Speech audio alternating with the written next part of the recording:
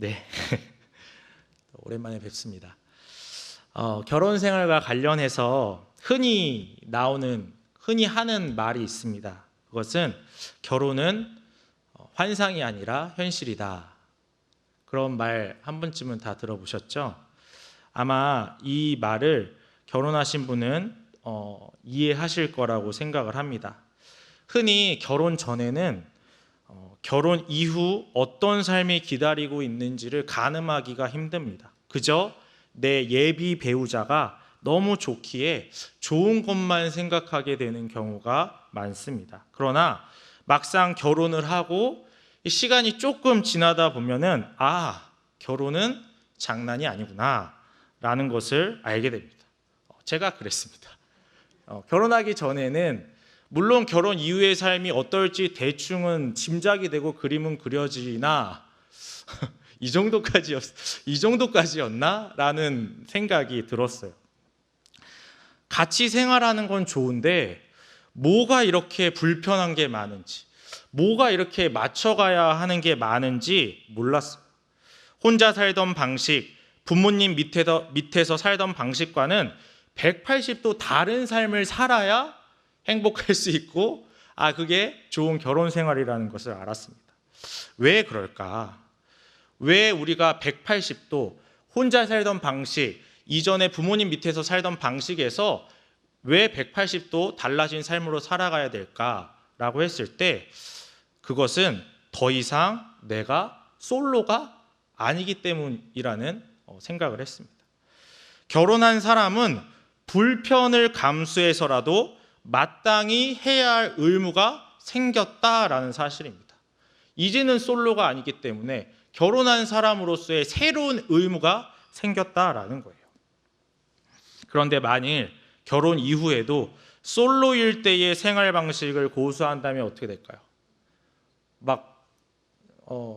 제가 아내가 잠깐 친정 갔을 때 저의 삶을 돌아보면 옷 아무데나 벗어놓고 먹고 빨리 안 치우고 그런 삶을 다 가족이 있을 때 그렇게 한다고 한번 생각을 해보십시오. 어떨까요? 본인은 편할지언정 그 가정은 불행하게 되는 거예요. 마찬가지로 성경은 성도를 향해서 뭐라고 하냐면 그리스도의 신부라고 이야기합니다. 고린도서 11장 2절에 이런 말씀이 있습니다. 내가 하나님의 열심으로 너희를 위하여 열심을 내노니 내가 너희를 정결한 처녀로 한 남편인 그리스도께 드리려고 중매함이로다. 우리는 그리스도의 신부라는 거예요. 또한 주님께서는 이 신부의 역할, 신부의 사명을 다할 때 평강이 있다고 말씀하셨습니다. 너희는 내게 배우고 받고 듣고 본바를 행하라. 그리하면 평강의 하나님이 너희와 함께 하시리라. 오늘 본문은 그리스도의 신부된 우리가 마땅히 해야 할 것이 무엇인지를 소개합니다. 제자로서 부름을 받고 가만히 있는 것이 아니라 제자의 마땅한 사명을 행하게 하십니다. 오늘 말씀을 통해서 우리가 불편을 감수해서라도 해야 하는 그 사명이 무엇인지, 사명자로서 어려움을 어떻게 대처해야 하는지를 살펴보고자 합니다. 부디 제자이지만 제자가 아닌 삶을 사는 것이 아니라 적극적인 제자의 삶으로 사는 그러한 은혜가 있기를 소원합니다. 오늘 본문은 먼저 어려운 상황 가운데를 보내시는 예수님을 보여줍니다. 우리 16절 상반절 이리 가운데를 보낸가 같도다까지 같이 한번 읽어보겠습니다. 시작. 보라, 내가 너희를 보냄이 양을. 아멘. 주님께서는 제자들에게 먼저 보라라고 말씀하시면서 주의를 환기시킵니다. 그러면서 제자로 부르신 자들에게 이제 사명을 부여하십니다. 그것은 내가 너희를 보낸다라는 것입니다. 여기서 보낸다는 단순히 제자들의 거처를 다른 곳으로 이동시키는 것이 아니라 사명의 이행을 명령하시는 거예요. 내가 너희를 보낸다라는 것은 가서 사명을 행하라라는 거예요. 이미 7절과 8절에서 제자들이 무엇을 해야 하는지를 정확하게 이야기하셨습니다. 오늘 본문 10장 7절에서 8절을 보면은 가면서 전파하여 말하되 천국이 가까이 왔다 하고 병든 자를 고치며 죽은 자를 살리며 나병 환자를 깨끗하게 하며 귀신을 쫓아내되 너희가 거저받았으니 거저주라 라고 무엇을 해야 할지를 알려주셨습니다. 이것은 천국 복음을 전하라는 거예요. 사실 여기까지 보면은 납득할 수 있고, 그래 내가 예수님의 제자라면 보내시는 대로 가야지, 이거 해야지 라고 생각을 할 수가 있어요. 그런데 제자들이 가야 하는 곳이 어디였을까요? 제자들이 가야 하는 곳은 좋은 곳이 아니었습니다. 천국 복음을 잘 듣는 곳도 아니고 그들을 환영하고 대접하는 곳도 아닌 박해와 죽음을 각오해야 하는 그런 곳이었습니다. 예수님은 먼저 제자들이 처한 상황을 이야기하십니다. 주님은 제자들이 양과 같다, 양과 같은 너희를 이리 가운데로 보낸다라고 이렇게 말씀해요. 여러분, 양이 어떤 동물입니까? 굉장히 의존적인 동물입니다. 특히 이 뒤에 이리와 대조되는 것으로 보아서 당하는 위치에 있게 될 것을 말씀하시는 거예요. 그리고는 그들이 당할 고난도 예고하십니다. 우리 17절 18절인데요. 우리 함께 읽어보도록 하겠습니다. 17절 18절입니다. 시작. 사람들을 삼가라. 그들이 너희를 공회에 넘겨주겠고 그들의 회당에서 채찍질하리라. 또 너희가 나로 말미암아 총독들과 임금들 앞에 끌려가리니 이는 그들과 이방인들에게 증거가 되게 하려 하심이라. 아멘. 여기서 공회는 당시 종교 재판을 받는 자리였고 회당은 회중 재판을 받는 자리였습니다. 또 총독과 임금 앞에 끌려가는 건 세상 법정에도 서게 된다라는 의미였습니다. 이것은 이 제자들이 끌려가서 단순히 그냥 재판만 받고 그렇게 그냥 조금의 고난을 받고 끝나는 것이 아니라 정말로 죽을 수도 있다는 고난을 의미하는 것입니다. 다시 말해서 제자들이 가야 하는 곳이 어디냐? 사지였습니다. 당시 문화로 볼 때 예수님을 전하고 천국 복음을 전파할 때 사람들이 받아주지 않고 이리저리 끌려가게 되는 건 정해진 이치였어요. 왜냐하면 당시 유대인들은 예수님을 메시아라고 생각하지 않았기 때문이에요. 그런데 예수님을 메시아로 선포하고 천국 복음을 전한다면 이것은 하나님을 모독하는 일이었고 이 유대인들의 믿음을 공격하는 것과 같았기 때문에 이들이 하는 천국 복음을 듣지 않는 건 어쩌면 당연한 일이었습니다. 또한 당시 이스라엘은 로마의 속국이었기 때문에 메시아를 전한다는 것은 로마에 대한 반역을 의미했습니다.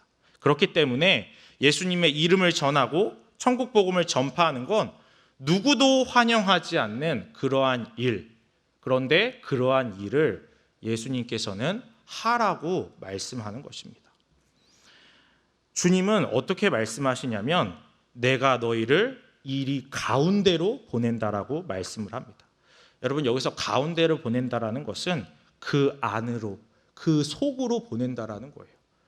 어쩌면 죽을 수도 있는 그 한복판으로 내가 보낸다라는 거예요. 그러면서 19절에 이렇게 말씀을 합니다. 너희를 넘겨줄 때에 어떻게 또는 무엇을 말할까 염려하지 말라. 우리 주님은 한 번도 가지 말라고 말씀을 안 하세요. 그러니까 여기서도 보면은 일단은 가는 건 당연한 거예요. 가서 고난받는 건 당연한 거예요. 가서 고난당할 때 내가 알려주겠다라는 거예요. 이 말은 결국 가서 고난을 받으라라는 말이에요. 일반적으로 생각할 때 이건 너무하다는 생각이 듭니다. 어느 스승이 제자를 사지로 내몰겠습니까? 그럼에도 이렇게 말씀하시는 것은 분명한 의도가 있다라는 거예요.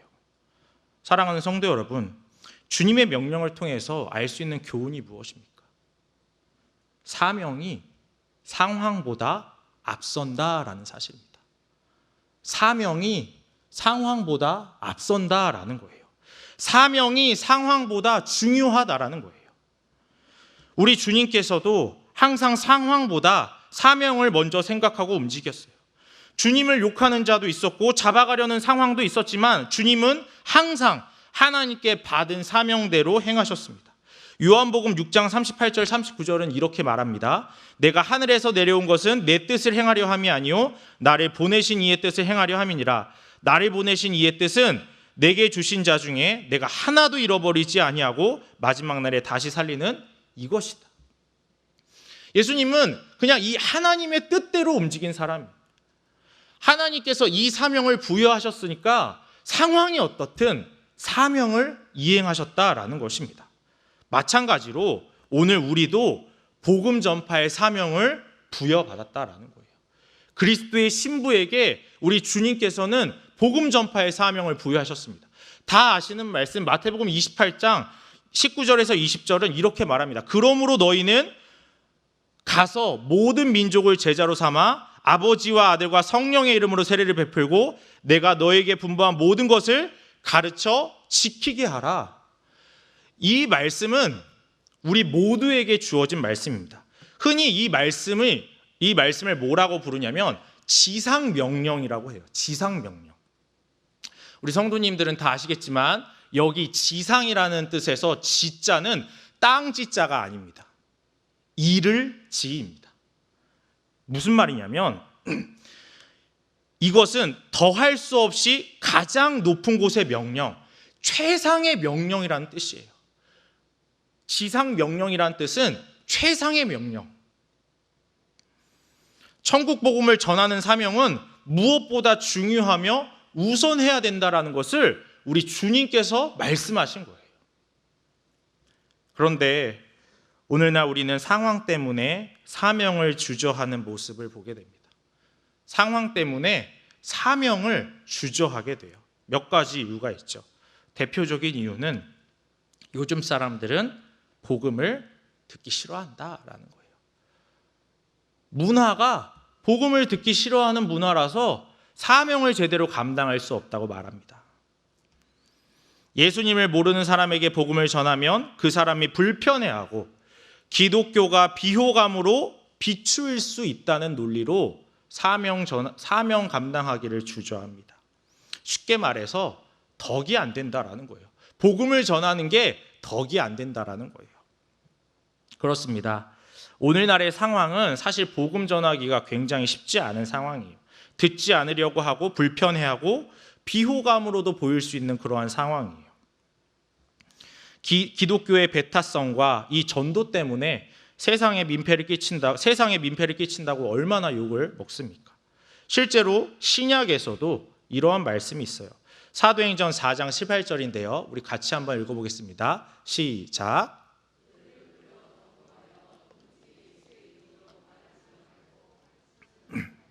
말라 하니 아멘.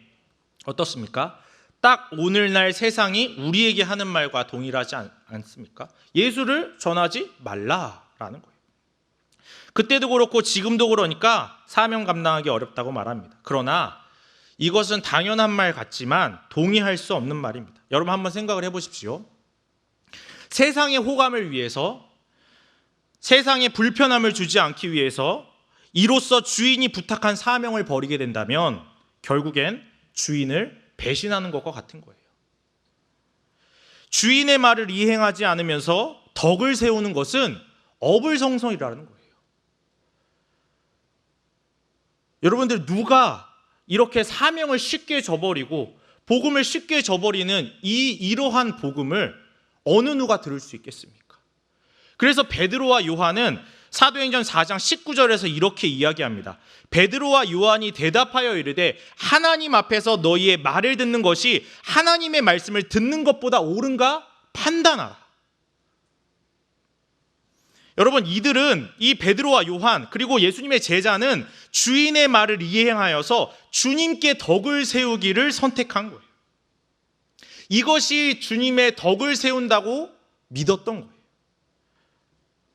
만일 우리가 사람들에게 비호감으로 비추일 수 있기 때문에 주님의 명령을 쉽게 저버린다면, 주님의 사명을 쉽게 저버린다면 누가 복음을 신뢰하고 누가 그 복음을 믿을 수 있겠습니까? 두 번째로 우리가 상황 때문에 사명을 주저하는 이유 중에 하나는 내가 불편하지 않기 위해 주저하는 것을 보게 됩니다. 불편한 거예요. 내가.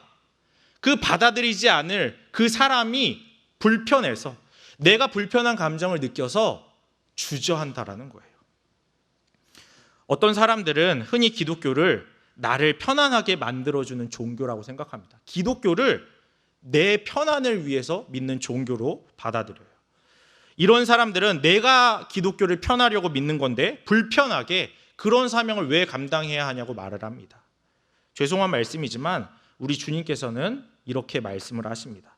마태복음 10장 34절에서 35절인데요. 내가 세상에 화평을 주러 온 줄로 생각하지 말라. 화평이 아니요 검을 주러 왔노라. 내가 온 것은 사람이 그 아버지와 딸이, 어머니와 며느리가 시어머니와 불화하게 하려 함이라. 여러분, 기독교는 편안을 추구하는 종교가 아닙니다. 그래서 기독교 변증가였던 C.S. 루이스는 이런 말을 했습니다. 나는 내가 행복해지기 위해 종교를 찾지 않았다. 나는 와인 한 병이면 행복해질 수 있다는 사실을 늘 알고 있었다. 만약 당신을 정말로 편안하게 만들어줄 종교를 찾는다면 나는 분명히 기독교를 추천하지 않을 것이다. 여러분, 정말 편안한 종교를 찾고 싶다면 기독교는 아닙니다. 내가 불편하기 때문에 사명을 주저한다면 사실은 그것은 복음을 모르는 거예요. 마지막으로, 오늘날 상황 때문에 사명을 다하지 못하는 이유는 시대가 변했다라는 거예요. 이제는 전도, 도를 전하는 방식은 이전의 방식이고 오늘날의 방식이 아니라는 거예요. 지금은 상황이 변했다라는 거예요. 예전에는 막 찾아가서 복음 전하고 막 그렇게 했지만 이제는 그런 시대, 그런 상황이 아니다라는 것입니다. 그래서 누군가는 가치 전도라는 것을 이야기합니다.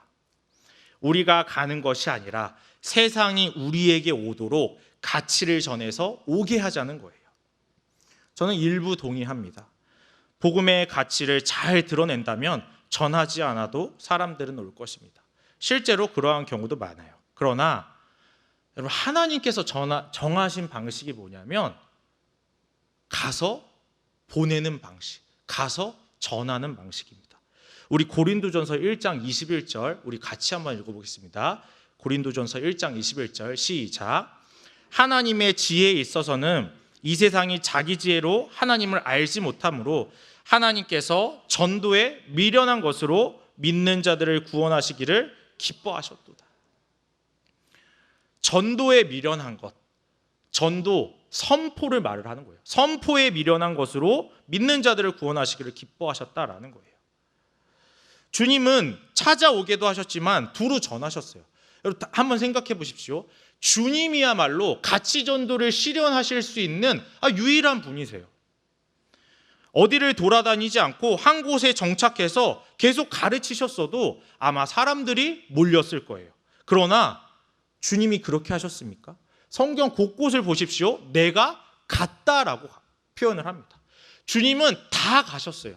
가버나움에도 가시고 예루살렘으로도 가시고 수가성으로도 가시고 사마리아로도 가셨습니다. 삭개오에게도 가셨어요. 우리도 마찬가지예요. 우리가 예수님께 간 게 아니라 여러분, 누가 오셨죠? 예수님께서 우리에게 오신 거예요. 구약부터 신약까지 하나님은 보내는 방식으로 복음을 전하게 하셨다라는 거예요. 그런데 우리는 이 사실을 알면서도 여전히 사명에 관심이 없고 상황을 앞세워서 우리의 사명을 다하지 않는 것을 보게 됩니다. 사명을 다하지 않는 건 구원의 문제가 아니라며 나 혼자 잘 믿고 잘 사는 삶을 택하면서 살아가는 경우가 많습니다. 여러분, 그럴 때 우리가 다시 한번 주님께서 우리에게 행하신 것들을 다시 한번 기억하시기 바랍니다. 여러분, 상황보다 사명을 우선하여서 성육신하셨던 그 예수 그리스도를 꼭 기억하시기 바랍니다. 전지전능한 하나님이, 전지전능한 신이 스스로 양이 되어서 이 땅으로 오셨어요. 자기 스스로가 양이 되셨다라는 거예요. 스스로 불편함 속으로 오셨어요. 여러분, 요한복음에서는 어떻게 기록을 하냐면 이렇게 기록을 합니다. 그가 세상에 계셨으며 세상은 그로 말미암아 지은 바 되었으되 세상이 그를 알지 못하였고 자기 땅에 오매 자기 백성이 영접하지 아니했다. 예수님께서 다 우리 사람을 만드시고 이 만물을 창조하시고 그렇게 하셨는데 그 예수님이 이 땅 가운데로 오셨어요. 그러나 아무도 사람들이 예수님을 반기지 않았고 영접하지 아니했다라는 거예요. 여러분, 예수님이라고 불편하지 않았을까요? 그런데도 주님은 아무도 반기지 않는 곳으로 불편함 속으로 들어오셔서 묵묵히 사명을 감당하셨습니다. 우리 주님께서 불편함을 감수하고 사명을 이행하셨기에 우리가 여기에 있을 수 있는 거예요. 여러분, 우리가 이전에는 여러 상황을 이유로 사명 다하기를 주저했다면 이제는 예수 때문에 사명을 우선하여서 이행하기를 소원합니다.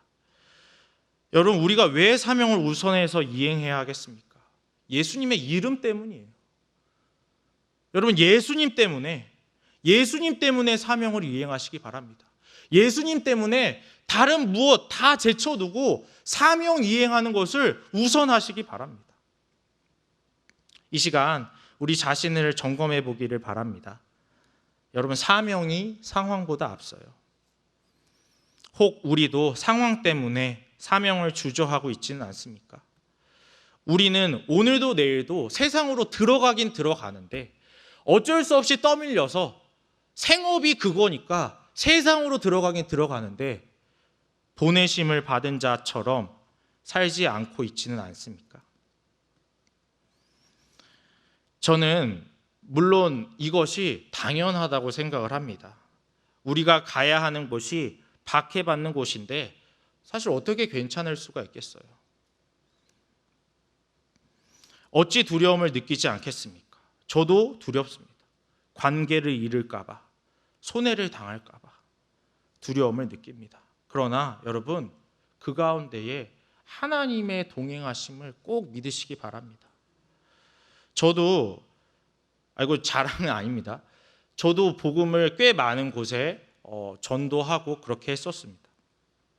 지하철에서도 했었고, 친구 사이에서도 했었고, 아르바이트하는 장소에서도 했었고, 노가다판에서도 했었고, 군대에서도 했었고, 제가 있던 곳에서 전도를 했었습니다. 정말 두려웠고 사실 하기 싫었어요. 왜냐하면 사람들이 불편해하는 게 눈에 보입니다. 듣지 않는 게 눈에 보여요. 그런데 그냥 했습니다. 정말 두려웠고 하기 싫었지만 깨달은 거는 그 안에 은혜가 있었다라는 거예요. 하나님의 도우심이 있었습니다. 제가 전했을 때 모두가 다 복음을 듣고 영접하지는 않았지만 관계를 다 잃지 않았고 손해를 보지 않았으며 마음의 평강도 있었습니다. 여러분, 혹여 사명 때문에 예수의 이름 때문에 손해보고 관계를 잃었다 할지라도 여러분 슬퍼하지 마십시오. 도리어 기뻐하십시오. 그러면 그럴수록 우리의 상이 큼을 믿으시기 바랍니다. 주님께서 이렇게 약속을 하셨어요. 의를 위하여 박해받는 자는 복이 있나니 천국이 그들의 것입니다. 나로 말미암아 너희를 욕하고 박해하고 거짓으로 너희를 거슬러 모든 악한 말을 할 때에는 너희에게 복이 있나니 기뻐하고 즐거워하라. 하늘에서 너희의 상이 큼이라. 너희 전에 있던 선지자들도 이같이 박해하였느니라. 여러분, 이것을 믿으십니까? 여러분, 사명의 감당은 복되고 영광스러운 일이에요. 여러분, 주님은 아무나 보내지 않으세요. 보냄을 받았다는 것은 제자라는 증거입니다. 여러분, 오직 택함 받은 자만이 아름다운 덕을 선포할 수가 있어요. 그래서 베드로가 이렇게 말을 합니다. 너희는 택하신 족속의 왕같은 제사장들이요 거룩한 나라요 그의 소유가 된 백성이니 이는 너희를 어두운 데서 불러내어 그의 기이한 빛에 들어가게 하신 이에 아름다운 덕을 선포하게 하려 하십니다. 택함 받은 자들만이 왕같은 제사장이요 거룩한 나라요 그들을 통해서 예수님의 그 아름다운 덕을 선포하게 하셨다라는 거예요. 여러분, 이것이 얼마나 복되고 영광스러운 일입니까? 특별히 이 사명은 어떤 사명이냐면 생명을 얻게 하는 사명이에요. 어마어마하지 않습니까? 주님께서 나를 도구로 사용해서 나를 통해서 누군가 생명을 얻게 하신다라는 거예요. 누군가에게 생명을 얻게 하는 것만큼 영광스럽고 복된 일이 어디 있습니까? 더욱이 이 일은 남녀노소 구별이 없어요. 지위고하를 막론합니다. 내가 능력이 많다고 해서 사명을 더 잘 수행하는 게 아니고, 내가 능력이 없다고 해서 전도를 못하는 게 아니에요. 여러분, 만약에 능력이 많고 아는 게 많아서 전도를 잘했다면, 여러분, 전도왕은 누가 되어야 될까요? 전도왕, 목사님, 신학자, 많이 배운 사람들이 전도왕이 돼야 되죠. 여러분, 그런데 잘 한번 보십시오. 교회에서 전도왕 누가 받습니까? 복음에 열심히 있던 사람이 받는 거예요. 그 사람은 모르겠어요. 저는 신학자를 본 적이 없습니다. 다 권사님들, 집사님들. 저희 어머니도 전도왕을 하셨어요. 크게 아는 것도 없는데. 여러분, 이것이 우리의 소망이요 복음인 거예요. 얼마나 좋습니까? 오늘 이 사실을 기억하면서 무엇보다 주님의 사명을 감당하실 수 있기를 바랍니다.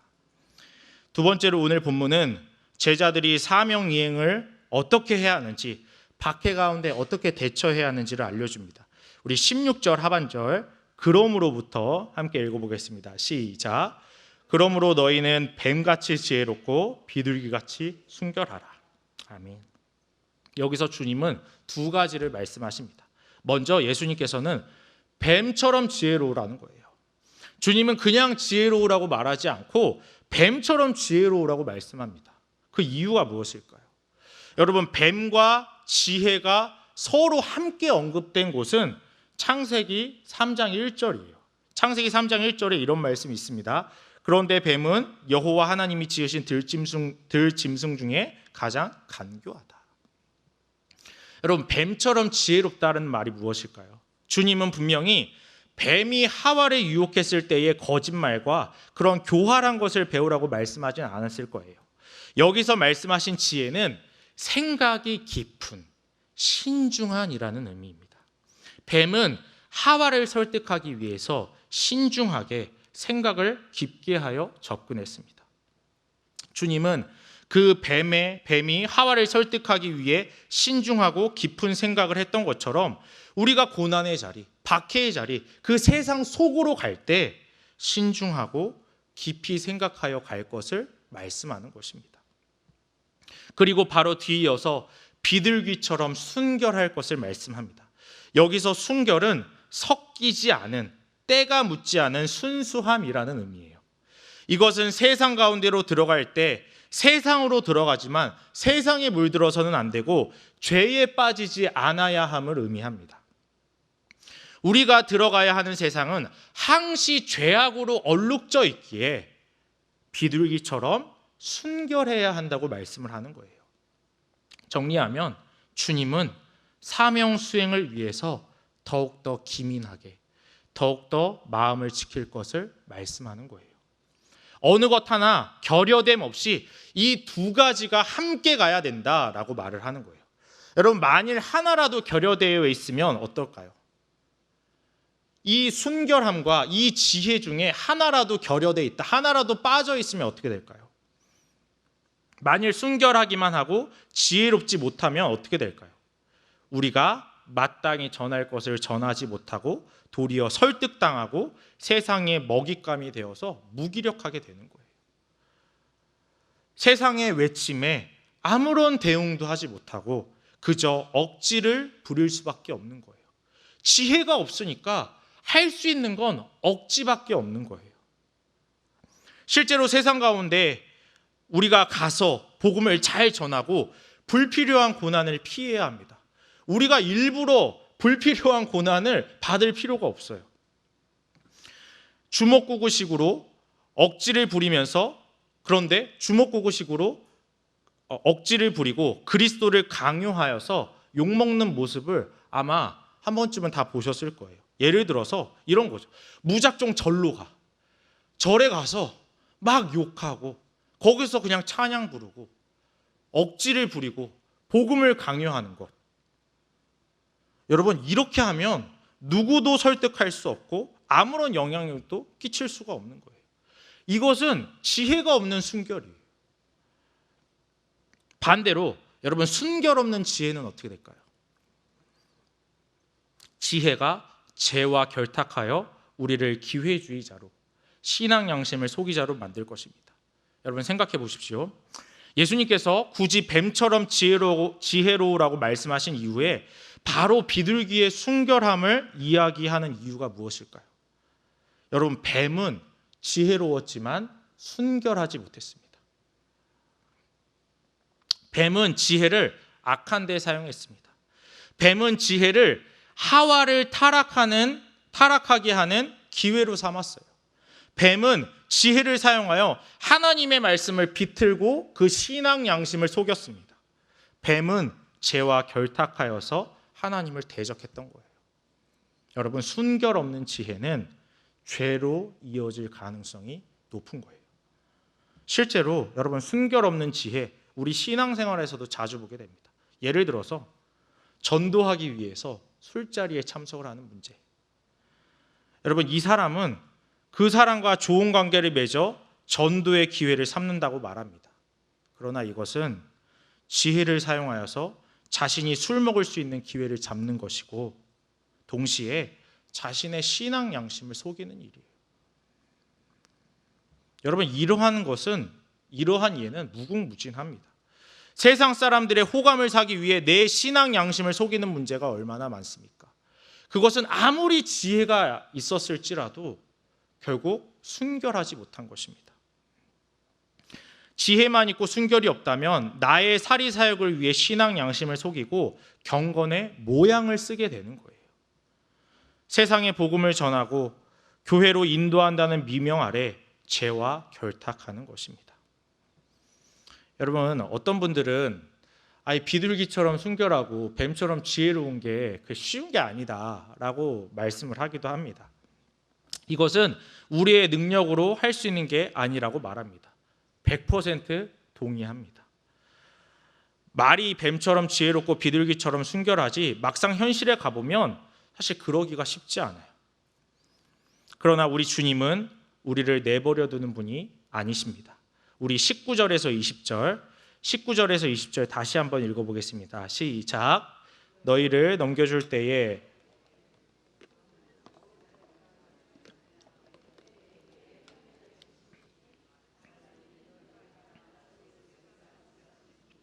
곧 너희 아버지의 성령이시라. 아멘. 여기서 우리가 세상 속으로 들어갈 때 이미 성령님이 우리 안에 들어와 계심을 알 수가 있어요. 성령님은 여러분, 하나님의 뜻을 통달한 분이며 비둘기로 상징되는 분입니다. 그분이 우리와 함께 계시기에 우리가 지혜롭고 순결할 수 있는 거예요. 여러분, 실제로 뱀처럼 지혜롭고 비둘기처럼 순결한 것이 우리가 사명을 감당할 때에 나타나게 되는 것을 여러분, 우리는 경험을 하셨고 자주 보셨을 거예요. 그게 우리의 능력이 아니라 이미 우리 안에 성령님이 계시기에 그렇게 할 수가 있는 것입니다. 성도 여러분, 세상 가운데 뱀처럼 지혜로우시길 바랍니다. 여러분, 지혜롭게 행동하십시오. 지혜롭게 행하기 위해서 여러분 어떻게 행해야 됩니까? 성령님의 도우심을 구해야 돼요. 그리고 그리스도를 경외하셔야 됩니다. 잠언은 여호와를 경외하는 것이 지혜의 근본이라고 말합니다. 여호와를 경외할수록 더 많이 생각하게 되고 더 많이 신중하게 되며 세상 가운데 어떻게 해야 할지 떠오르게 됩니다. 제가 아까 전에도 말씀드렸지만 제가 어디 전도하러 갈 때 아무 생각 없이 갔던 건 아닙니다. 제가 일전에 공사장에서 일을 한 적이 있습니다. 그때 이제 제가 혼자 일을 하게 되는 시간이 되게 많았는데요. 그때 제가 어떻게 했냐면 사람들에게 어떻게 하면 복음을 잘 전할까? 그래, 복음은 전하긴 전하는데 그래도 좀 듣기 좋게 전하면 좋잖아요. 그래서 혼자밖에 없으니까 막 시뮬레이션으로 막 해봤어요. 처음 단어가 이거예요. 누구누구야, 누가 너 사랑한대. 그러면은 이제 누가 그 소리를 들으면 좋지 않겠습니까? 누구야, 누가 나를 사랑한대? 라고 하면 그때 걸려든 거예요. 이제 그때부터 이제 복음을 줄줄이 이제 선포하기 시작하는 거예요. 물론 그렇게 해도 이제 예수님을 전하는 순간 뭐야, 김이 빠져서 듣지 않는 경우가 대부분이었지만 저는 그냥 그렇게 생각을 했습니다. 계속해서 복음을 어떻게 전할까? 복음을 어떻게 하면 잘 전할 수 있을까? 막 제가 이단한테도 한번 가본 적이 있습니다. 여호와의 증인들한테 가서 복음을 전하고, 여러분 그렇게 믿으면 안 됩니다. 막 이렇게 전한 적도 있어요. 근데 조금 그들을 납득하기 위해서 이제 잘 준비해서 갔던 그러한 기억도 있습니다. 여러분, 여호와를 경외할 때, 복음에 대해서 생각을 할 때, 더 깊이 신중하고 더 깊이 생각할 때 하나님께서 어떻게 할지를 분명하게 알려주십니다.